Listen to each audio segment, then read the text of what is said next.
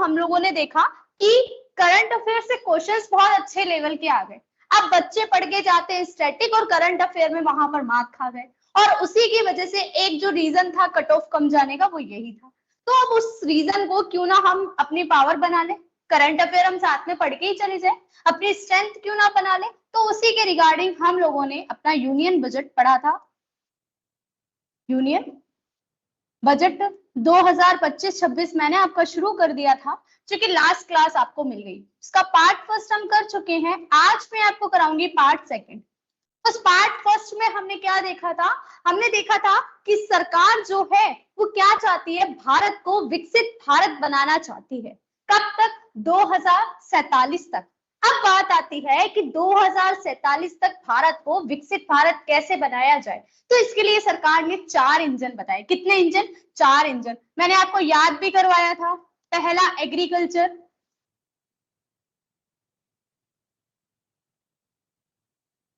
You हटा देना यहां से, ठीक है। सेकंड बताया था मैंने एमएसएमई, ठीक है। थर्ड आपको बताया था इंपोर्ट, और एक मैंने आपको बताया था एक्सपोर्ट का, शायद एक्सपेंडिचर या एक्सपोर्ट में कुछ था, वो आगे देख लेंगे। तो 2 मैं आपको पढ़ा चुकी थी, एग्रीकल्चर और एमएसएमई का। मैंने आपको याद करवाया था एम, और हमने ईओ और से याद रखा था उसको। ये ई और आई के बारे में मैं अभी आपको बता दूंगी। एग्रीकल्चर और एमएसएमई हम पढ़ चुके हैं, जहां पर सरकार ने एमएसएमई की डेफिनेशंस भी चेंज की है। अब हम चलेंगे तीसरे इंजन पर, जो कि क्या है देख लेते हैं, बात कर लेते हैं। तीसरा इंजन है निवेश, मतलब इन्वेस्टमेंट। मैं आपको इंपोर्ट बोल रही थी, लेकिन वो इन्वेस्टमेंट है, उसको याद कर लीजिएगा, इन्वेस्टमेंट, ठीक है। सरकार क्या चाहती है कि हम अलग अलग क्षेत्र में निवेश करें।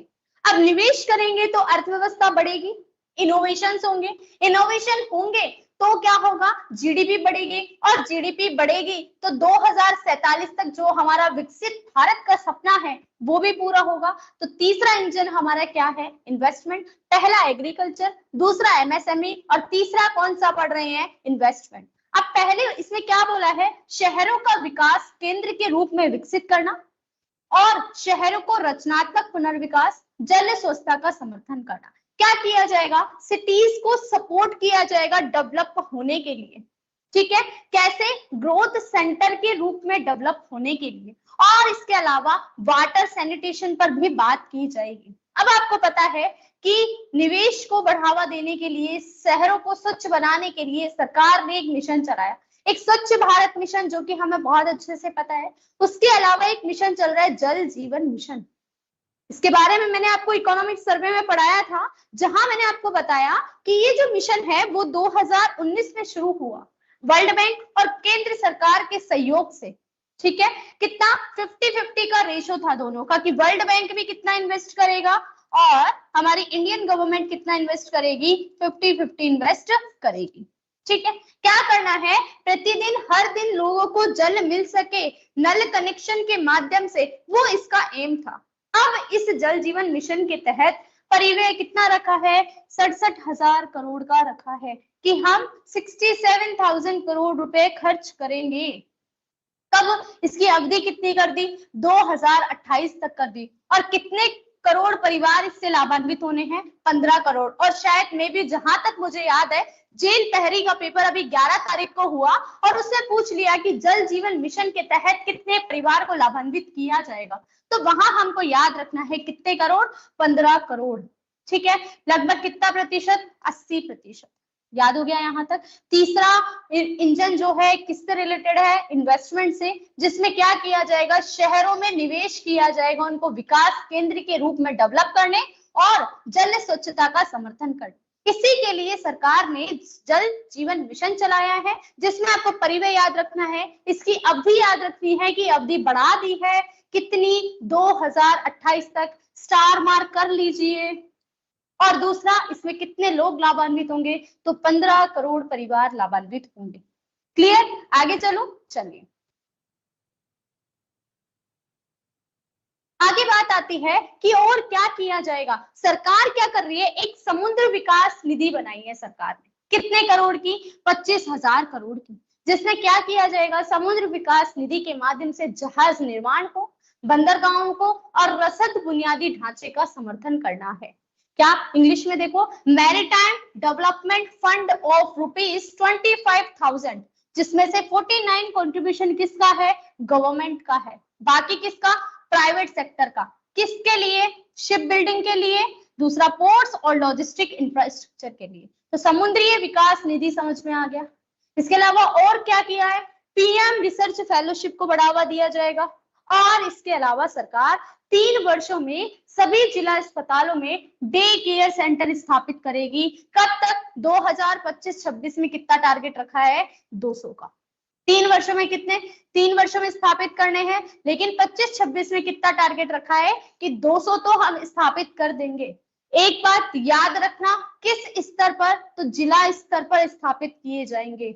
ठीक है सर, आपको याद होगा मुख्यमंत्री आयुष्मान आरोग्य भारत योजना जो हमने पढ़ी थी, उसमें भी 75 डे केयर सेंटर की बात की गई थी, याद है कुछ कुछ। तो उसी को ही आगे बढ़ावा देते हुए सरकार 3 वर्षों में इनकी स्थापना करेगी। और 2025-26 का डाटा आपको याद रखना है, स्पेशल बोल रही हूं, कितना, 200 का। आगे चलते हैं, आगे है भारतीय भाषा में डिजिटल पुस्तकालय उपलब्ध करवाए जाएंगे। मतलब हमारी इंडियन लैंग्वेज को बढ़ावा देना है। नेशनल एजुकेशन पॉलिसी हमने देखी, नेशनल एजुकेशन पॉलिसी मातृभाषा को बढ़ावा देना चाहती है, और वहीं भारतीय भाषा को बढ़ावा देने के लिए सरकार भी क्या चाह रही है कि हम डिजिटल पुस्तकालय उपलब्ध करवाएंगे, डिजिटल रूप से लोगों को पुस्तक उपलब्ध करवाएंगे। और क्या किया गया है, स्मॉल मॉड्यूल रिएक्टर्स के लिए 20,000 करोड़ के परिव्यय के साथ 2028 तक स्वदेशी रूप से विकसित 50 MR का संचालन प्रतिशत है। मतलब रिएक्टर जो होते हैं ना, परमाणु रिएक्टर, उनसे रिलेटेड कोई बात की गई है, याद रखिएगा। और ये 2023 नहीं है, ठीक है। UBAN, उड़े भारत का आम नागरिक योजना है ना 2016 की, जिसके तहत क्या बोला कि हर किसी व्यक्ति को उड़ने का मौका, हवाई जहाज में बैठने का मौका होना चाहिए। उसके लिए क्या होने चाहिए, एयरपोर्ट्स होने चाहिए। रीजनल कनेक्टिविटी को बढ़ावा देने के लिए योजना शुरू की गई थी। तो उसी को ही आगे बढ़ाते हुए कितने और नए कनेक्टिविटी के लिए कितने और ऐड किए, डेस्टिनेशन 120 डेस्टिनेशन ऐड किए हैं। उड़े भारत का आम नागरिक 2016 की स्कीम है। इसने बोला कि क्षेत्रीय कनेक्टिविटी को बढ़ावा दिया जाएगा, तो उसी को बढ़ावा देते हुए 120 नए गंतव्य की बात की गई है। Point clear.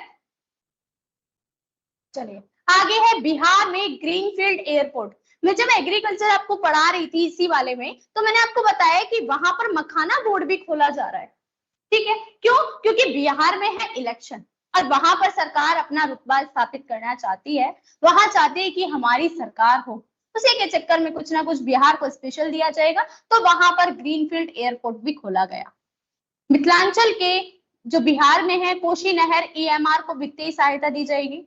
इसके अलावा 50 प्रमुख पर्यटन स्थलों को राज्य के सहयोग से बैलेंस मोड के तहत विकसित किया जाएगा। किस मोड के तहत, बैलेंस मोड के तहत विकसित किया जाएगा। नए 50 टूरिस्ट डेस्टिनेशन जो टूरिस्ट प्लेस हैं उनको। आगे चलते हैं। अब आपको पता है कि अपना बैच शुरू हो रहा है, बैच की अनाउंसमेंट आपको बता दी गई है। जो नया वाला बैच स्टार्ट किया था उसमें भी भीड़ बहुत हो गई है, तो हम लोग ऐसे नहीं कि खिचड़ी पका रहे हो एक ही बैच में। हम चाहते हैं कि एक बैच में 50 बच्चे रहें और अच्छे से वो मतलब रिजल्ट दे दे। हमारा एम रिजल्ट है, हमारा इनकम प्रॉफिट करना एम नहीं है, बच्चों को ज्यादा से ज्यादा फायदा हो वो एम है। अब उसी को देखते हुए अब नया बैच एक और स्टार्ट होने जा रहा है, जिसके बारे में आपको बहुत जल्दी इंफॉर्मेशन मिल जाएगी कि उस बैच में क्या रहने वाला है। ठीक है, कॉम्बो बैच, सिल्वर बैच और गोल्ड बैच का जो प्लान है वो भी आप सोच सकते हैं, और जो नया बैच आ रहा है उसके बारे में भी आप विचार कर सकते हैं। चलिए नेक्स्ट है चौथा इंजन, निर्यात संवर्धन। एक्सपोर्ट के बारे में मैंने आपको बताया था कि एक्सपोर्ट को सरकार को बढ़ावा देना है, तो क्या क्या किया जा रहा है। सरकार ने एक योजना चलाई है, निर्यात संवर्धन मिशन। नाम से समझ में आ रहा है, संवर्धन का मतलब प्रमोशन। क्या किया जाएगा, इनहांस किया जाएगा, किसको, निर्यात को। अब कौन कौन सा मंत्रालय चला रहा है, मंत्रालय थोड़ा सा याद रखना, वाणिज्य मंत्रालय, नेक्स्ट अपना MSME मंत्रालय, और नेक्स्ट अपना वित्त मंत्रालय, फाइनेंस मिनिस्ट्री। 3 मंत्रालय निर्यात संवर्धन मिशन को चला रहे हैं। एक अपनी कॉमर्स मिनिस्ट्री, दूसरी अपनी एमएसएमई मिनिस्ट्री और तीसरी अपनी फाइनेंस मिनिस्ट्री। इसके अलावा क्या किया गया है, एक एकीकृत डिजिटल प्लेटफॉर्म खोला गया है, भारत ट्रेड नेट है, ठीक है, ट्रेड नेट का विकास, जो कि अंतरराष्ट्रीय व्यापार दस्तावेजीकरण और वित्त पोषण समाधान की सुविधा प्रदान करता है। मैं थोड़ा सा इसको कनेक्ट करूं राजस्थान से, तो राजस्थान में आपको एक योजना पता है कि 7 जुलाई 2021 को शुरू हुई थी, निर्यात प्रोत्साहन योजना। उसमें भी तो डिजिटल बताया जाता था कि आप अपने डॉक्यूमेंट्स को कैसे रख सकते हैं, आप अगर व्यापार करना चाहते हैं, निर्यातक बनना चाहते हैं तो कैसे बन सकते हैं, उसकी ट्रेनिंग दी जाती थी। तो उसी से ही थोड़ा सा उसी के जैसा एक प्लेटफॉर्म खोला है, भारत ट्रेड नेट, जिसमें दस्तावेजीकरण, डॉक्यूमेंटेशन और वित्त पोषण समाधान की सुविधाएं प्रदान की जाएगी। में भी यहाँ तक क्लियर होगा। इसके अलावा द्वितीय श्रेणी के शहर, जो टायर 2 है, शहरों में ग्लोबल कैपेबिलिटी सेंटर्स को बढ़ावा दिया जाएगा। मतलब क्या है कि जो टायर 2 की सिटीज हैं उनको ऐसे सेंटर्स के रूप में बनाया जाएगा, ऐसे सेंटर्स के रूप में डेवलप किया जाएगा ताकि वो ग्लोबल लेवल पर कैपेबल हो। एयर कार्गो के लिए भंडारण सुविधा का विकास, ये सारे टॉपिक्स, ये सारे पॉइंट्स जो हैं, जैसे एयर कार्गो वाला हो गया, वित्तीय श्रेणी वाला हो गया, अगर पूछ ले सरकार निर्यात को बढ़ावा देने, मान लीजिए क्वेश्चन आ जाए आपके मेंस में कि निर्यात को बढ़ावा देने के लिए, निर्यात को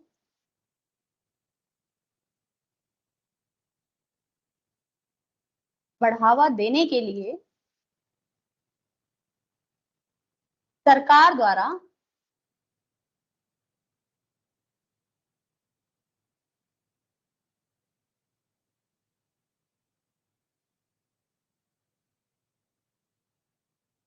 कौन कौन से प्रयास किए गए हैं, कौन कौन से प्रयास किए गए हैं, और क्वेश्चन मार्क। तो आपके पास क्या ये पांचों चारों पॉइंट आपको काम नहीं आएंगे क्या? इस तरह से आप मेंशन कर सकते हैं, शुरुआत कर सकते हैं कि बजट 2025-26 में सरकार ने अपने विकसित भारत के लक्ष्य को प्राप्त करने के लिए 4 इंजन बताए हैं, जिनमें से एक इंजन एक्सपोर्ट प्रमोशन है, और फिर ये चारों पॉइंट आप लिख दो। और कुछ भी आप निर्यात से रिलेटेड स्कीम्स पढ़ते हैं उनको लिख दो, आपका आंसर कंप्लीट 5 नंबर में आए चाहे 10 नंबर में, आप मैनेज कर सकते हैं इस चीज को।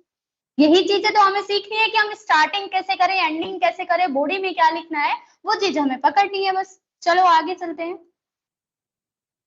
अब है केंद्रीय बजट 2025-26 के 4 इंजन तो खत्म हो गए, ठीक है। अब इस इंजन में है ना 4 लोगों पर ध्यान भी दिया गया है, जिसे सरकार ने ज्ञान से याद रख पाया है, ज्ञान से, ठीक है। जी से गरीब,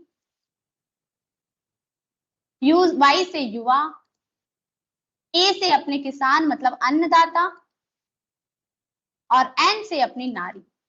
तो ये जो फोकस एरिया सरकार का रहा है वो किन लोगों पर रहा है? ज्ञान से याद रखना, जी से गरीब, वाई से युवा, ए से अन्नदाता और एन से नारी। जबकि 4 इंजन जो मैंने आपको याद करवाए वो आप याद रखेंगे एम, ईओ, आरओ से, ठीक है।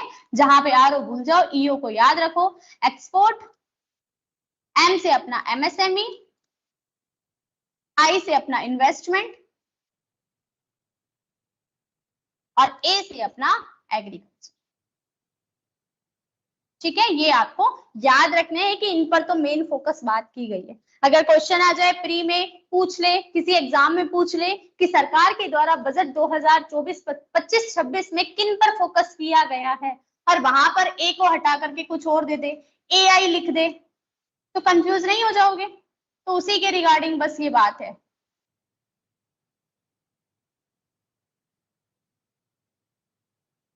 ठीक है।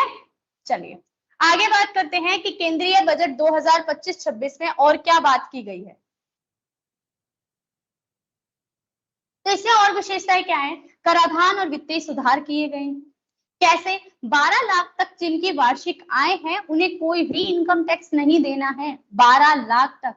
और इसके अलावा भी छूट दी है, जो वेतन भोगी हैं, जिनको वेतन मिल रहा है, वो 12.75 लाख रुपए तक उन पर कोई भी क्या नहीं लगेगा, टैक्स नहीं लगेगा। और कर की दर में भी चेंज किया गया है, जैसे 0 से 4 वालों पे कर की रेट 0 रहेगी, मतलब 0 से 4 लाख जिनकी इनकम है उनकी कितनी, 0%। 4 से 8 पे 5%, 8 से 12 पे 10%, 12 से 16 पे 15%, 16 से 20 पे 20%, 20 से 24 पे 25% और 24 प्लस पे 30% जो इनकम टैक्स है वो लगेगा। अब कैसे लगता है, क्या लगता है, उसके लिए आप अपने इकोनॉमिक्स वाले गुरुजी से कांटेक्ट करो, वो आपको अच्छे से डिटेल में समझाएंगे। ठीक है, चलो नेक्स्ट है रेंट पर टीडीएस। टीडीएस का मतलब टैक्स डिडक्शन एट सोर्स, मतलब सोर्स पर ही टैक्स को काट लिया जाता है। जैसे आप कार लेने गए तो वहीं पर आपसे टैक्स काट लिया जाए, तो उसकी सीमा को बढ़ा करके, रेंट वाले की सीमा बढ़ा करके कितनी कर दी, 2.4 लाख रुपए से बढ़ा करके कितनी, 6 लाख रुपए। इंपॉर्टेंट है, याद रखिए। और कर रिटर्न की समय सीमा कितनी, 2 वर्ष से बढ़ा करके 4 वर्ष कर दी गई है। Point clear. सामाजिक कल्याण और समावेशन के लिए सरकार क्या क्या करना चाहती है वो भी देख लेते हैं। पीएम स्वनिधि योजना के अंतर्गत स्ट्रीट वेंडर्स के लिए 30,000 रुपए की सीमा वाले यूपीआई लिंक्ड क्रेडिट कार्ड का प्रावधान है। अब ये क्रेडिट कार्ड क्या होता है, कैसे, आप क्या है, सरकार ने आपको पैसे दे दिए, ऋण दे दिया, अब डिफॉल्ट हो जाता है, आपने कोई ऋण नहीं चुकाया, स्वनिधि योजना के तहत स्ट्रीट वेंडर्स ने ऋण लिया, नहीं चुकाया, तो उसका कुछ परसेंट सरकार भुगतान करेगी। इस तरह की क्रेडिट गारंटी दी जाती है। गीग वर्कर्स के लिए पहचान पत्र, मीग वर्कर्स नहीं है, गीग वर्कर्स हैं। ठीक है, गीग वर्कर्स जैसे स्विगी हो गया, जोमेटो हो गया, इन पर जो काम करते हैं, जिन पर स्थायी नहीं है, असंगठित टाइप का क्षेत्र है, उनके लिए गीग वर्कर्स के लिए पहचान पत्र जारी किए जाएंगे। और क्या, अगले 5 वर्ष में 50,000 अटल टिंकरिंग लैब सरकारी स्कूल में खोले जाएंगे। ये अटल टिंकरिंग लैब जो है, अटल इनोवेशन मिशन पढ़ा है नीति आयोग का, आपको याद हो नीति आयोग मैंने जब पढ़ाया था तो मैंने उसमें पूरा नीति आयोग बताया था, और वहां मैंने आपको बताया भी कि अटल इनोवेशन मिशन नीति आयोग चलाया, उसी के तहत कुछ इनोवेशन है। और अटल टिंकरिंग लैब की स्थापना अगले 5 वर्षों में कितनी, 50,000 कहाँ खोली जाएगी, ये थोड़ा सा याद रखिएगा, सरकारी स्कूल में। आगे चलते हैं, वित्तीय क्षेत्र में और क्या सुधार किए गए हैं। तो एक स्वामी फंड 2.0 बनाया है कि क्या करेगा, सरकार को, बैंकों को, निजी निवेशकों के योगदान वाला 1 लाख से अधिक आवास इकाइयों को पूरा करने हेतु 15,000 करोड़ का फंड है। सबसे पहली बार a fund of ₹15,000 crore to complete over 1 lakh housing units with contributions from the government, banks और प्राइवेट सेक्टर्स। जो प्राइवेट इन्वेस्टर्स हैं, बैंक है और गवर्नमेंट है, तीनों मिलकर के मकान बनाने की कोशिश कर रहे हैं। 1 लाख से अधिक की आवास इकाई है, उनको पूरा करने के लिए ये फंड खोला गया है। बीमा क्षेत्र में, जो हमारा बीमा वाला क्षेत्र है, इंश्योरेंस वाला क्षेत्र है, उसमें एफडीआई कितना अलाउ था पहले, 74%, अभी बढ़ा करके कितना कर दिया, 100%।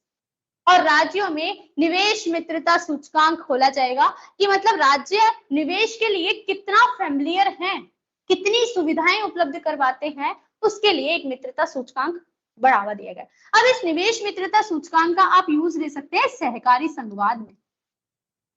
सहकारी संघवाद, किस तरह सहकारी संघवाद को बढ़ावा देने के लिए सरकार ने सहयोग चलाया। अब आज क्या क्या पढ़ा, स्वामी फंड 2.0 कितने करोड़ का, 15,000 करोड़ का। क्या करना है, 1 लाख से अधिक आवास इकाइयां, उनको पूरा करने के लिए। दूसरा, बीमा क्षेत्र में एफडीआई कितना, 100%। और राज्य के लिए निवेश मित्रता सूचकांक।